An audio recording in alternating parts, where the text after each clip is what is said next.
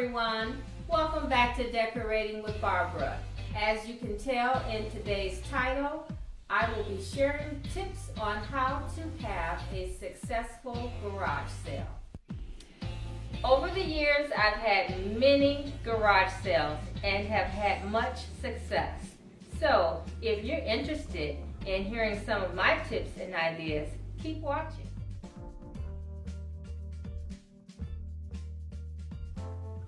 Okay, after you have gathered everything and you know everything that you're going to put in the sale, you are going to want to clean the items. So that would mean your lampshades, dust your lampshades, especially if they have been in your basement or in a box and you pull everything out. You want to go through and clean your glass vases or bottles, anything that you may have that has glass on it. Please be sure that it's clean.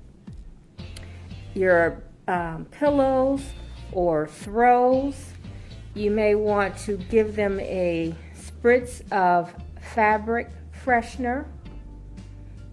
And all of these things are helpful in making your sale stand out from the rest. I know when I go to garage sales, I typically won't look if things are dirty or if they smell. So that's just my first tip, is to clean everything. And speaking of smelling, you see my candle burning. And you guys know I love to burn candles. I like to keep my garage smelling good. And I always use vanilla. Vanilla is a very soft scent, and it actually absorbs odor. So I always use a vanilla candle.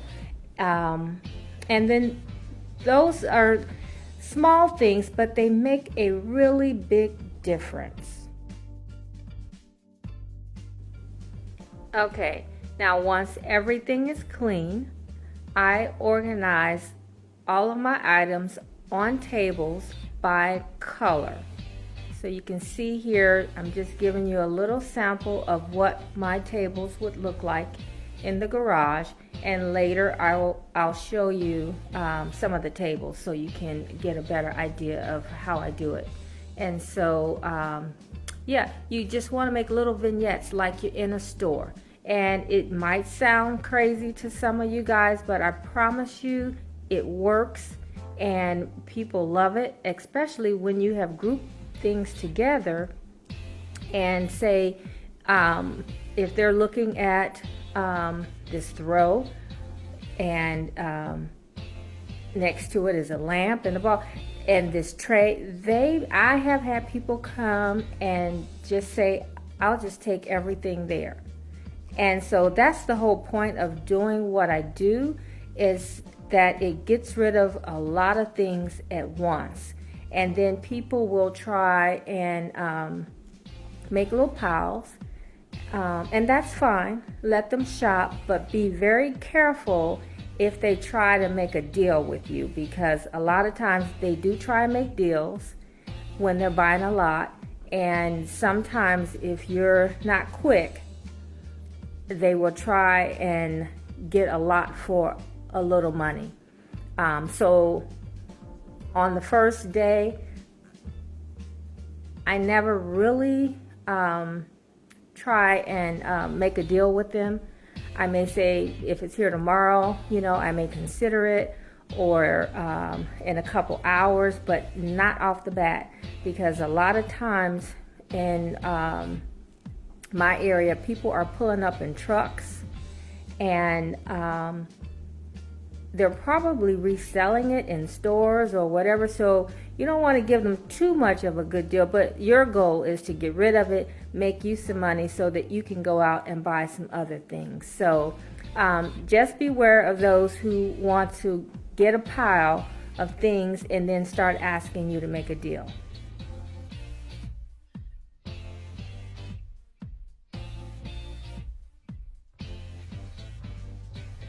Okay, now you're ready for pricing. And you can get these little price tags from the Dollar Tree. They have all prices that you would need for yourself, from $1 to $20. And then they even have little stickers that say make an offer. So you can get those from Dollar Tree, or you can purchase garage sale kits. And I think I got this one from Walmart.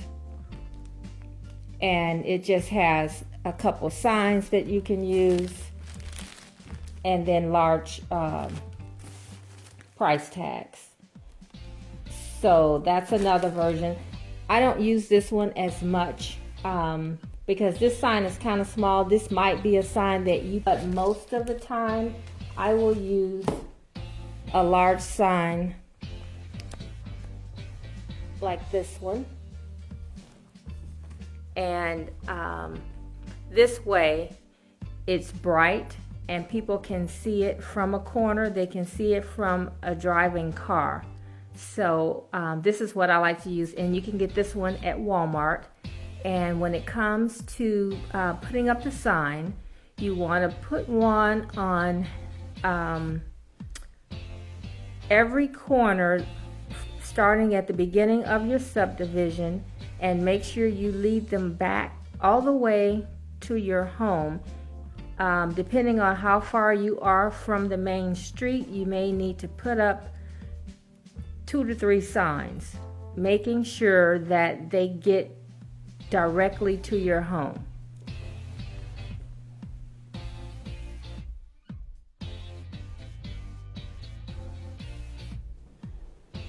Okay, one other thing about the sign.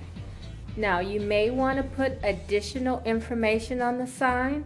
I usually have a home decor sign, so I will typically write home decor, or just any other message that you may want to let them know about your particular sale. Good deals. If everything is $1, you might write that on there. Just to give them an idea of what they're going to see when they get to your home. Now, a lot of times when people see this sign at the front of my subdivision and it says home decor, they pretty much know that it's my sale. I have repeat customers, if you will, that will come back because they know that they got something good the last time and they're looking for home decor. A lot of people are out furnishing apartments, kids going back to school, or what have you.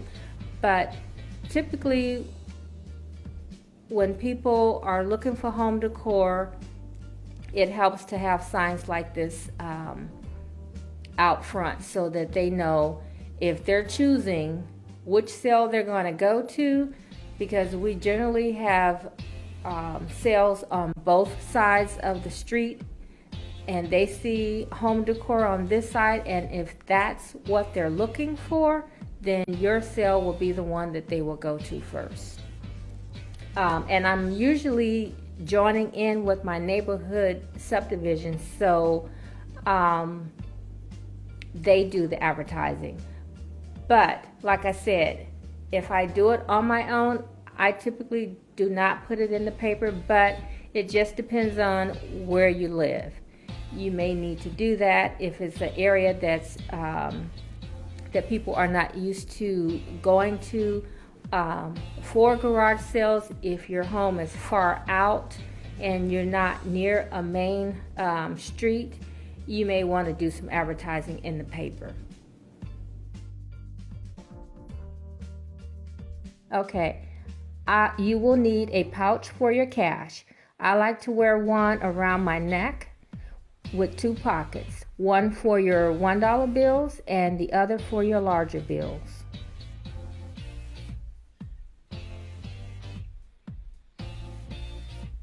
You will need cash to make change. I like to start out with 20 $1 bills, a couple of 5s, and then some coins.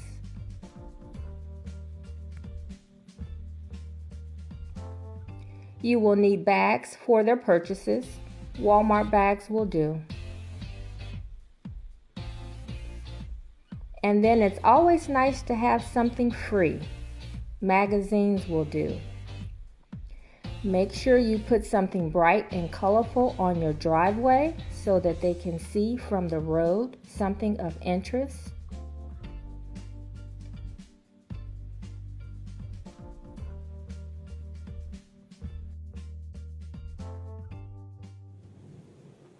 Okay, one other thing. If you have loose greenery or flowers around, try and bunch them together. Put a ribbon on them like this, and you can price those for about $1 to $2, and you will be surprised at the amount of people who would want to buy those. And it's just additional cash. Now you should be ready for business. Speak to everyone who enters your garage and engage in conversation when necessary.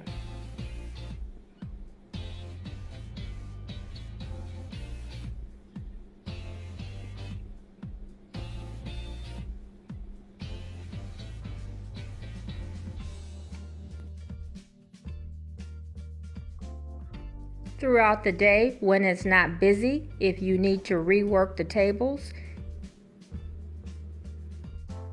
rearrange so that everything remains looking fresh.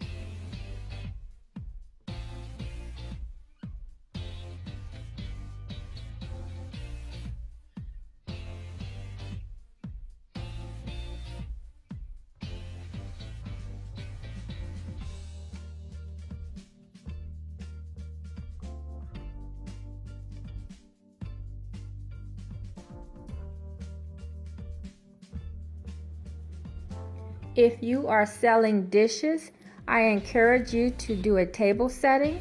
I set this table twice, and both times I sold out of everything. Okay guys, things are selling out and it's time to rework the tables. I hope this was helpful and thanks for watching.